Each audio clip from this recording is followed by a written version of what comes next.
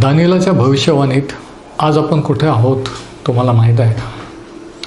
पवित्र शास्त्रात ज्या भविष्यवाण्या केलेल्या आहेत इतिहासामध्ये आणि आजच्या काळामध्ये आपण कुठे आहोत हे आपण समजू शकतो. आणि दानिएलाचे 70 सप्तकं याच्याबद्दल सध्या आपण अभ्यास करीत आहोत. आणि माझी आशा आहे की हे सर्व संदेश आपणासाठी लाभदायक ठरत असतील.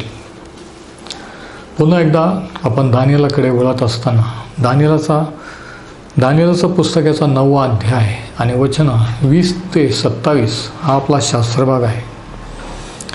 आणि आजचा विषय आहे, आजचा शीर्षक आहे दानिएलाचे 70 सप्तके भाग 4.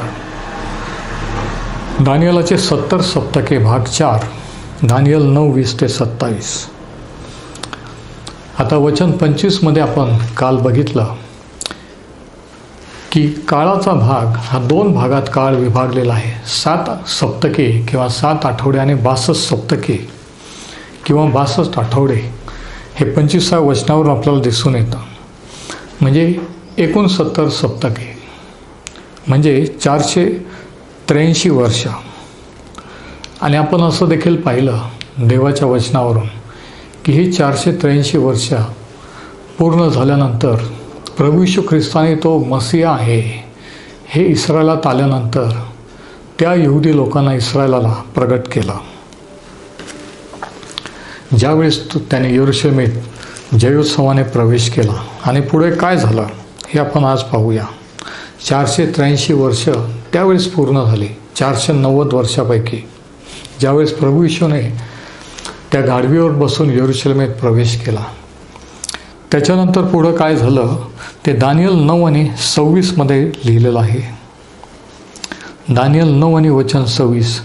62 सप्तके संपल्यावर अभिषिक्ताचा वध होईल. आता 62 सप्तके म्हणजे ॲक्च्युली 62 अधिक 7 म्हणजे एकूण 50 सप्तके संपल्यावर वचन 25 जर आपण धरलं तर एकूण 70 सप्तके संपल्यानंतर अभिषिक्ताचा वध होईल. आणि तो अभिषिक्त म्हणजे प्रभू येशू ख्रिस्त. आणि आपल्याला माहिती की त्या यरूशलेमात प्रवेश केल्यानंतर त्याने स्वतःला त्या वधस्तंभावर अर्पण केलं. त्याचा वध झाला. मूळ भाषांतरात असं लिहिलेलं आहे की मसीहाला छाटण्यात येईल, छाटून टाकण्यात येईल. दानिएल 9:27. म्हणजे जे काही वधस्तंभावरील मरण प्रभू येशू ख्रिस्ताचं झालं ही अचानक घडलेली घटना नव्हती. अचानक त्याची केलेली हत्या नव्हती. तर हे देवाने पूर्वी नेमलेलं होतं. आणि हे यहुद्यांनी कायदेशीरपणे त्याच्यावर खटला चालवून त्याला वधस्तंभावर दिलेलं होतं. आणि मग पुढं काय म्हटलं बघा. दानिएल 9 आणि वचन 26. 62 सप्तके संपल्यावर अभिषिक्ताचा वध होईल व त्याला काही उरणार नाही. आणि जो अधिपती येईल त्याचे लोक नगर व पवित्र स्थान उद्ध्वस्त करतील. आता त्याचा वध होईल आणि पुढं असं म्हटलेलं आहे की तो वध स्वतःसाठी नाही. त्याने त्याचा प्राण इस्रायलासाठी, त्याच्या लोकांसाठी आणि जगासाठी पापाचं प्रायश्चित्त म्हणून अर्पण केला. तर पहिली गोष्ट 483 वर्षानंतर प्रभू येशू ख्रिस्त जगात आल्यानंतर पहिली घटना ही होईल की त्याचा वध होईल. वचन 26. दुसरी गोष्ट वचन 26 मध्ये सांगितलेलं आहे की जो अधिपती येईल त्याचे लोक नगर म्हणजे यरूशलेम नगर आणि पवित्र स्थान म्हणजे यहुद्यांचं मंदिरातलं पवित्र स्थान हे उद्ध्वस्त करतील.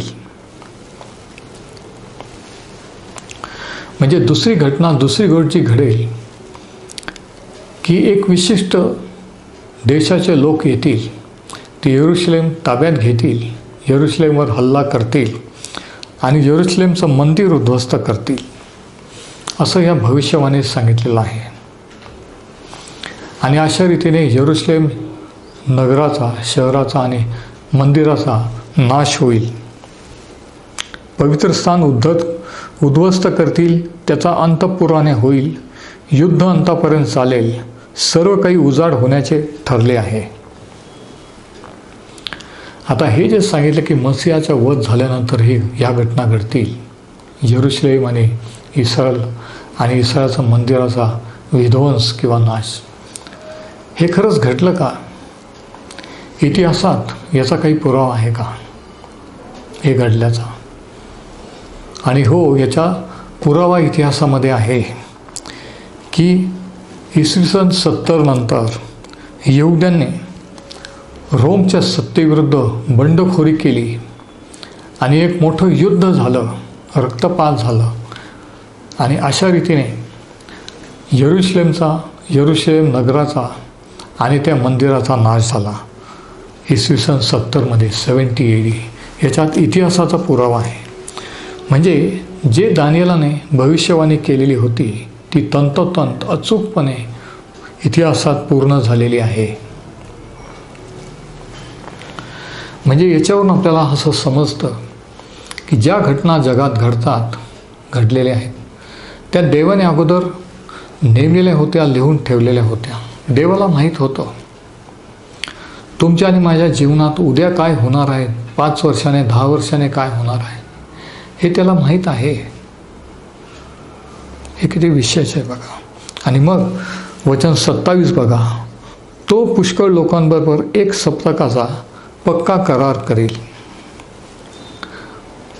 आता 483 वर्षाचा काळ पूर्ण झालेला आहे, पण तुम्ही म्हणाल की अजून शेवटचे 7 वर्ष बाकी आहे, नाही का? आणि हे शेवटच्या 7 वर्षामध्ये काय होईल हे 27व्या वचनात सांगितलेलं आहे की तो पुष्कळ लोकांबरोबर 1 सप्तकाचा पक्का करार करेल. अर्धे सप्तकापर्यंत तो यज्ञ व अंधबली बंद करेल. आता तो म्हणजे कोण? तो म्हणजे येणारा जो अधिपती, जो जगावर सत्ता चालविल तो. आता हा अधिपती मसीहा किंवा प्रभू येशू ख्रिस्त जगात असताना तो उदयास आलेला नव्हता, परंतु नंतर तो येईल. आणि मग म्हटलेलं आहे तो पुष्कळ लोकांबरोबर, म्हणजे फक्त इस्रायली किंवा यहुदी लोकच नव्हे तर इतर देशाच्या लोकांबरोबर देखील पुष्कळ लोकांबरोबर 1 सप्तकाचा म्हणजे 7 वर्षाचा करार करेल. म्हणजे हा जो अधिपती येईल तो रोम किंवा युरोपमधून उदयास येईल, जो जगावर राज्य करेल, ज्याला ख्रिस्त विरोधी असं शास्त्रात म्हटलेलं आहे. आणि तो काय करेल हे सांगितलेलं आहे की तो इस्रायल लोकांबरोबर 1 सप्तकाचा म्हणजे 7 वर्षाचा करार करेल, पहिली गोष्ट. नंतर अर्ध सप्तकानंतर किंवा अर्धे सप्तकापर्यंत म्हणजे 3.5 वर्षापर्यंत तो यज्ञ व अन्नबली बंद करेल. याच्यावर आपल्याला दिसून येतं की 3.5 वर्ष संपल्यानंतर तो त्याचा करार मोडेल. यरुशलेमेत यहुदी लोकांचं मंदिर हे बांधलं जाईल. तेथे बळी, अन्नबली वगैरे सर्व अर्पणे सुरू झालेले असतील. आणि हे सर्व झालेलं असताना अचानक 3.5 वर्षानंतर तो त्यांच्याशी करार मोडून ते सर्व बंद करेल. आणि मग पुढं असं म्हटलेलं आहे की उद्ध्वस्त करणारा अमंगलांच्या पंखावर आरूढ होऊन येईल व ठरलेल्या समाप्तीपर्यंत उद्ध्वस्त करणाऱ्यावर कोपाचा वर्षाव होईल. म्हणजे ह्या नंतरच्या 3.5 वर्षाच्या काळामध्ये तो ख्रिस्त विरोधी त्याचं खरं रूप दाखवून भयानक विध्वंस, छळ आणि नाश हे करेल प्रभू येशू ख्रिस्ताच्या आगमनापर्यंत.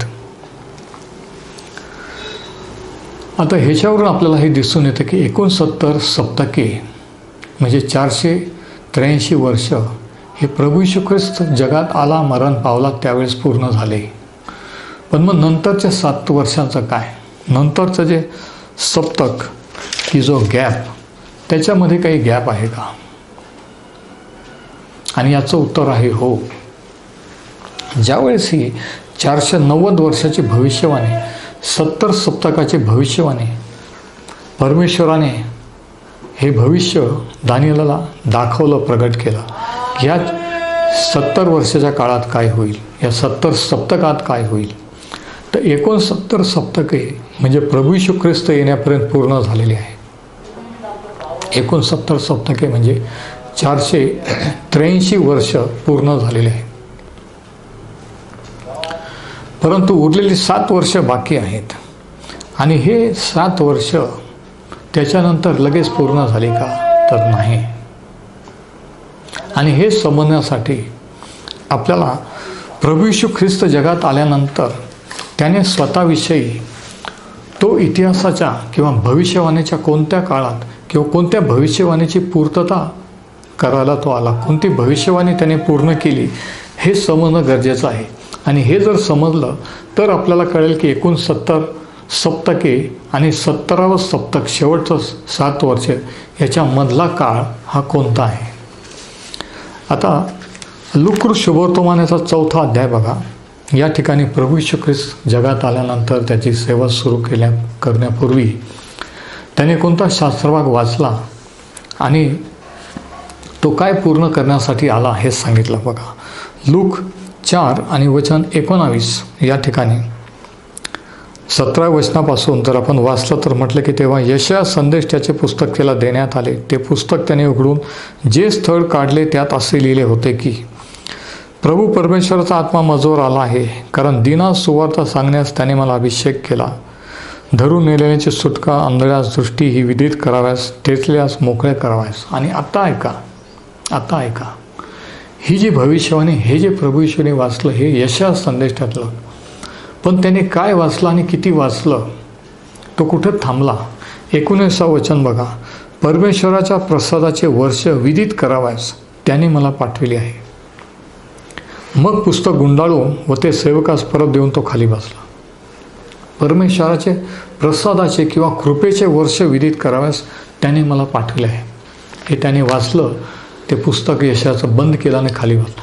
पण ॲक्च्युली यशा संदेश त्याने केलेली भविष्यवाणी काय होती हे आपण जरा पाहू की कोणती भविष्यवाणी.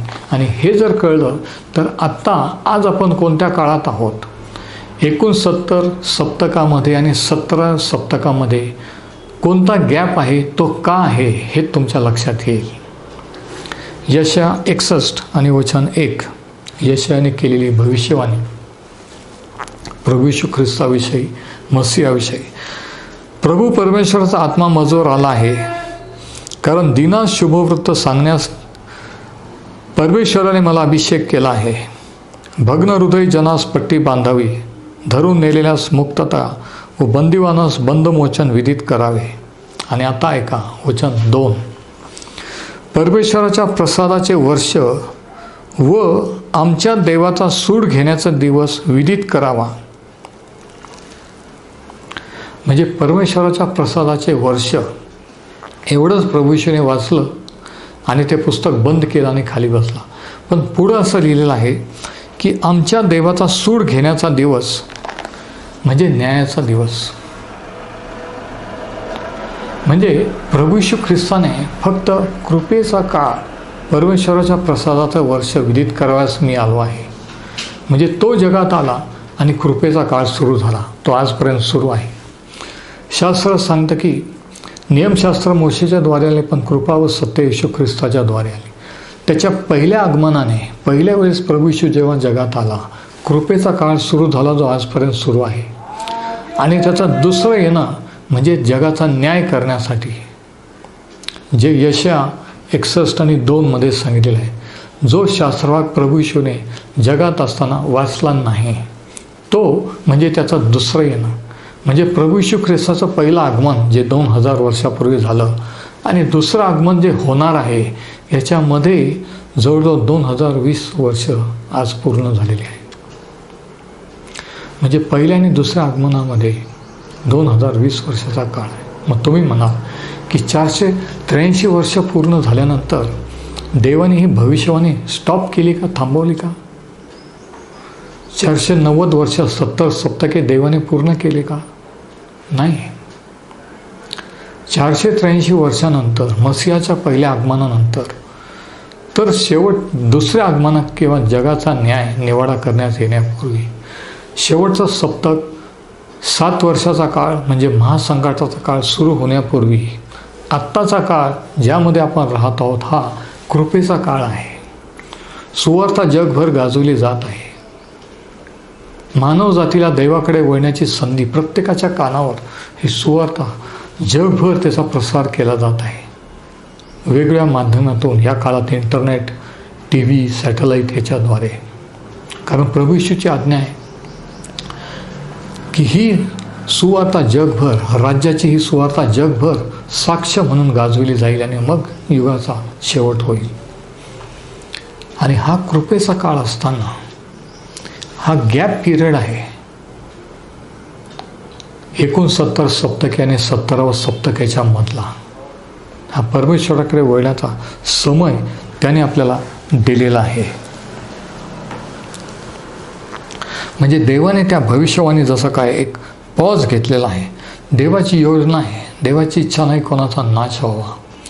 तर ज्या मसीहाला, ज्या त्याच्या पुत्राला त्याने पाठवलं जगाचं तारण करण्यासाठी, ते तारण सर्व मानवजातीला उपलब्ध व्हावं युगाचा शेवट होण्यापूर्वी, जगाचा न्यायनिवाडा होण्यापूर्वी. आपण त्याच्यावर, लोकांनी त्याच्यावर विश्वास ठेवून त्याच्या राज्यात यावं ही देवाची इच्छा आहे. आणि हे पूर्ण झाल्यानंतर शेवटचा सप्तक म्हणजे शेवटचा 7 वर्षाचा काळ हा पूर्ण होईल. आणि तो केव्हा होईल आपल्याला माहीत नाही. त्याच्या अगोदर शास्त्र सांगतं की मंडळी, देवाचे लोक हे अचानकपणे वर घेतले जाईल, अंतराळात त्याचं येणं होईल.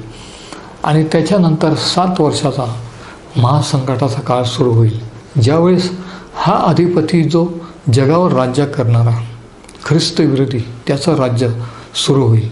तेव्हा शेवटचं सप्तक म्हणजे 7 वर्षाचा महासंकटाचा काळ सुरू होईल.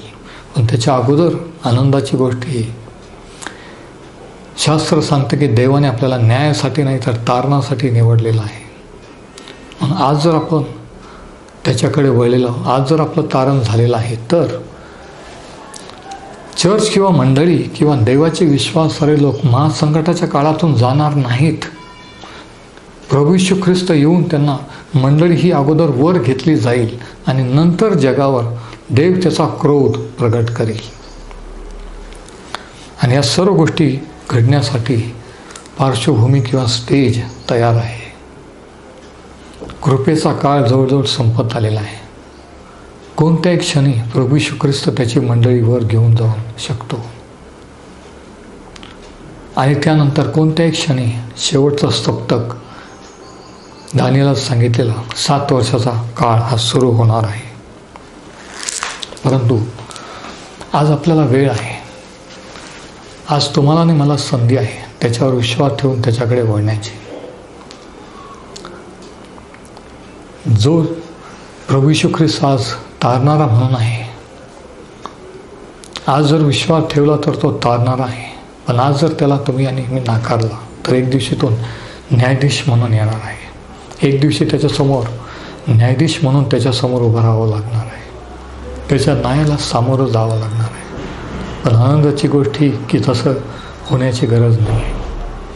आज जर तुम्ही त्याच्यावर विश्वास ठेवाल, आज जर तुम्ही त्याची वाणी ऐकाल तर किती बरं होईल. पहा, तारणाचा दिवस आज आहे, आत्ताच वेळ आहे. तर दानिएलाच्या सप्तकामध्ये 70 सप्तकामध्ये आज आपण कुठे आहोत तर 69 सप्तकं पूर्ण झालेली आहेत. 17वं अजून बाकी आहे. त्याच्या मधल्या गॅपच्या काळामध्ये आहोत. प्रभू येशू ख्रिस्ताचं पहिलं येणं होऊन गेलेलं आहे, दुसरं येणं होणार आहे. त्याच्या मधल्या काळात आपण आहोत, कृपेच्या काळात आहोत. आणि म्हणून या कृपेचा आपण फायदा घेऊया. परमेश्वर हे वचन आशीर्वादित करो.